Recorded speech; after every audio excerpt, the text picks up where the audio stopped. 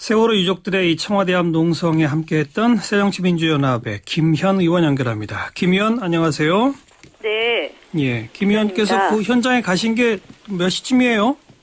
저는 한 6시 45분경 도착했고요. 아침 6시 45분. 예. 그리고 이제 가족분들이 안산 분향소까지 가시는 거 보고 그러고 사무실에 들어왔습니다. 예. 아침 6시 45분에 도착하셨더니 그 가족분들 어떤 상태로 계시던가요?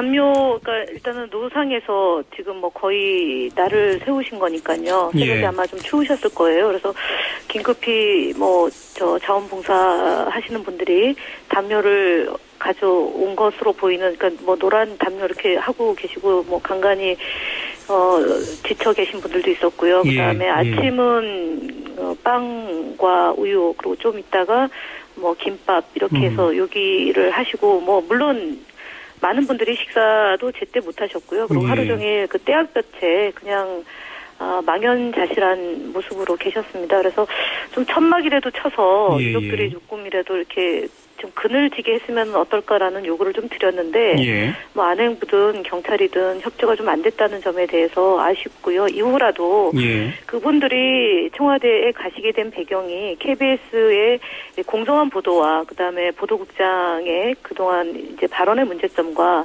사과 요구가 가장 주요한 목적이었거든요. 그리고 무슨 뭐 집회가 아니었고 면담을 요구하기 위해서 아이들의 영정을 들고 간 거기 때문에 최대한 유족에 대해서 예우를 해 줬어야 되지 않나, 그런 점은 매우 아쉽습니다. 아까 저희도 일부 시간에 그 유경근 대변인 직접 연결해서 말씀을 들었는데 그 현장에 도착한 게 뭐 아마 새벽 2시 반, 뭐 3시 이런 걸어서 도착을 하셨습니다. 근데 이제 거기에 경찰들이 막아서고 청와대 직원은 한 명도 안 나왔다고 그러던데 우리 그 김현 의원 가셨을 때도 청와대 직원은 한 명도 못 만나셨습니까? 사실은 뭐 제가 청와대 직원 뭐 또는 경호실 직원 뭐 얼굴을 다 알 수는 없기 때문에 제가 뭐 답변하기에 좀 조심스럽지만 그 이제 그러니까 경찰 버스로 이제 일단은 바리케이트를 쳐서 더 못 들어오게 이제 막았던 거고요. 그 뒤편에 그러니까 이제 경호실의 연무관이라는 뭐 체력 단련실이 있습니다. 거기에 이제 경호실 직원들과 뭐 기동대가 뒤에 이제 상황을 예의주시하고 있었던 거고요. 앞에 말씀드렸던 경찰 버스로 바리케이트 쳐고 유족들이 있었던 그 현장에는 안행부 직원, 그다음에 이제 경찰청에서 나온 사람들은 뭐 있었고요. 그리고 말씀하셨던 뭐 청와대의 뭐 간부나 이런 분들이 와서 유족들이 어떤 상태에 어떤 심정이었는지 확인을 직접 한 것은 없는 것으로 알고 있습니다. 유족들과 대화를 나누고 있는 청와대 직원은 못 보셨다 이거지 않습니까? 네, 그렇습니다. 아까 그 천막이라도 쳐두었으면 이런 말씀하셨는데 글쎄요. 뭐 사실 새벽부터 청와대 직원이 좀 나와서 지금은 한밤중이니 일단 돌아가셔라고 설득을 하든지 만약 정 돌아가시지 않겠다 그러면 뭐 인근에 어디 뭐 체육관이나 이런 데를 저희가 알아보겠다고 하든지 뭐 이렇게 좀 대처했었어야 되는 거 아닌가요? 어떻게 생각하세요? 글쎄요, 뭐 그런 노력은 뭐 아예 없었던 것 같고요. 저희가 일단은 제가 갔을 때 제가 제 눈으로 확인한 걸로는 뭐 정치권에서는 뭐 거의 새벽까지 저희 당 소속의 김태년 의원이 4시 반까지 같이 계시다가 들어가셨고 그러고는 이제 아마 없었던 것 같습니다. 그리고 이제 전해철 의원님 오셨고요. 그리고 몇몇 이제 타당 의원님들이 이제 현장에 오셨고 다만 이제 유족 대표와 유족들이 이제 청와대 면담하려고 했던 이유에 대해서는 저희가 옆에서 이제 상황만 쭉 봤던 거고요. 이분들이 변호사들과 의논해서 이 상황을 어떻게 해야 될지를 이렇게 정리를 하셨어요. 근데 제가 볼 때는 제가 이제 사실은 진도에도 내려갔었고요. 그런데 상당히 많이 이제 그 상황에 대해서 인식하고 그다음에 이걸 어떻게 이제 향후에 가져가야 될지에 대한 것도 되게 이제 높다로 특히 사업하시고 또는 뭐 소시민으로 살다가 아이들이 이렇게 당하니까 우리 사회가 안고 있는 문제점을 좀 들여다보게 됐다라고 얘기하시는 학부모를 만났습니다. 가족 중에 되게 이제 가슴이 아팠지요. 그러니까 이분은 이렇게 현장에 나와서 자기가 그런 일을 하리라고는 꿈에도 예. 상상을 못했다라는 그렇죠. 그랬겠죠. 예. 자, 그런데 어쨌든 그래서 김현 의원 등은 그래서 어떤 역할을 하셨습니까? 청와대 측과 중재를 좀 하셨나요? 저는 사실은 청와대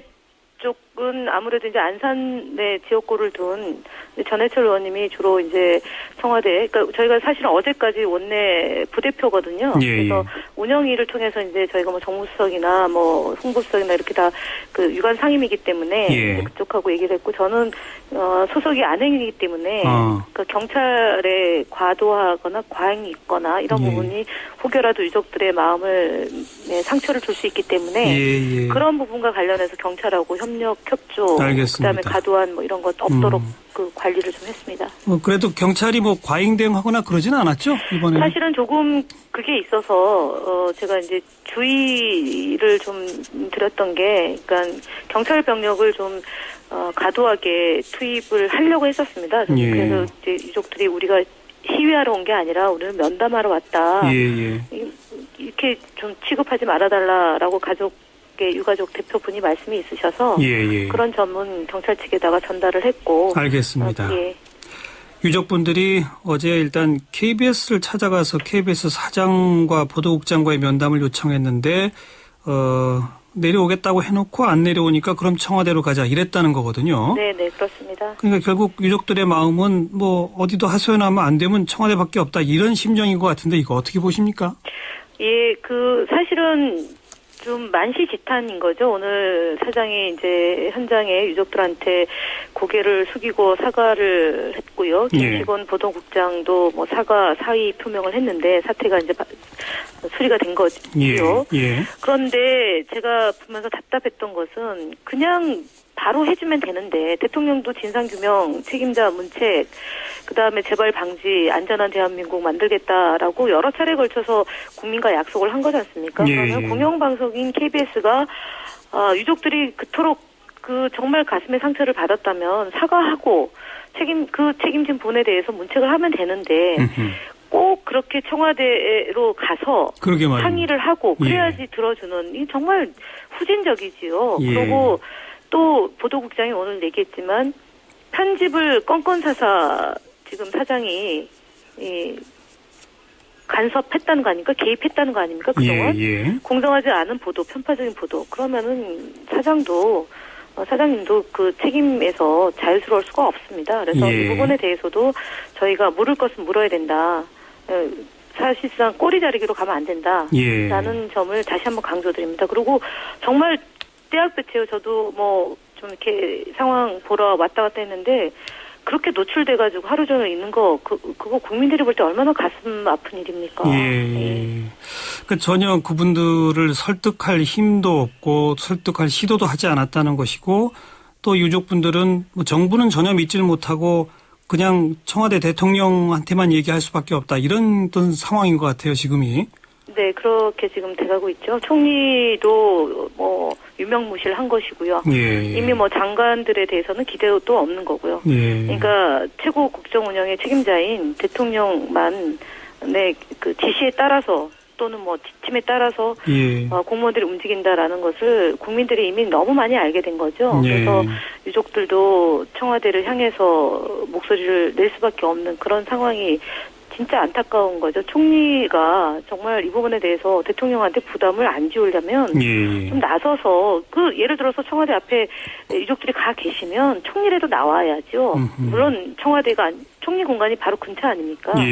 엎어지면 정말 코다할 곳이 총리 공간인데 본인 사의를 표명했고 했다면 대통령을 대신해서 부처를 책임지는 보좌하는 기능이 있는 거 아닙니까? 대통령 보좌하는 게 총리의 기능이면 총리라도 나왔어야 되는 거죠.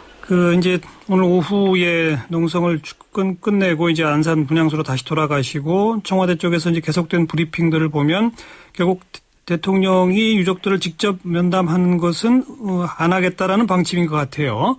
이 대목은 어떻게 보십니까? 현재까지 방침이 그런데요. 제가 볼 때는 그것도 많이 아쉽고 왜 이럴까? 제대로 그럼 대통령한테 이런 상황이 보고가 되고 있는 것일까라고 의심이 들 정도입니다. 예를 들어서 지금 4월 16일 날 9시 21분, 30분, 45분, 10시 이때 초동 대응이 미진했던 것이 보고 체계가 제대로 안 되면서 발생했던 것도 한 요인 아니겠습니까? 그렇죠. 예. 그러면 가족분들이, 유족분들이 왜 청와대 앞에 와서 대통령을 면담하려고 하는지에 대한 것이 뉴스를 통해서 보고 계시는 거라면 그 느끼는 감도가 훨씬 떨어질 거라고 봅니다. 예. 정무수석이나 홍보수석이나 비서실장이나 안보실장이나 대통령을 보좌하는 이런 분들의 비서들과 참모들은 가감없이 대통령한테 이 상황을 전달해야 되는데 예. 저는 만약에 제대로 전달을 받았다면 대통령이 면담에 응하지 않았을까 싶습니다. 왜냐하면 예.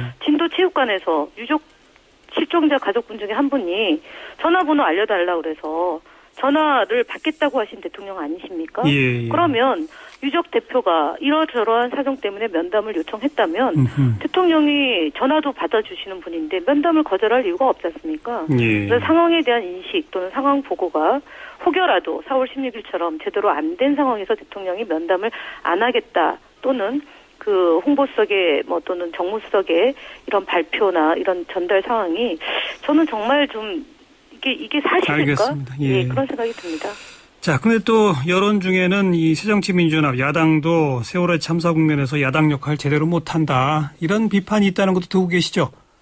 예, 사실은 뭐 충분히 알고요. 그리고 그런 점에 대해서는 뭐 저희가 국민들 앞에 많은 사과 말씀을 드렸는데요.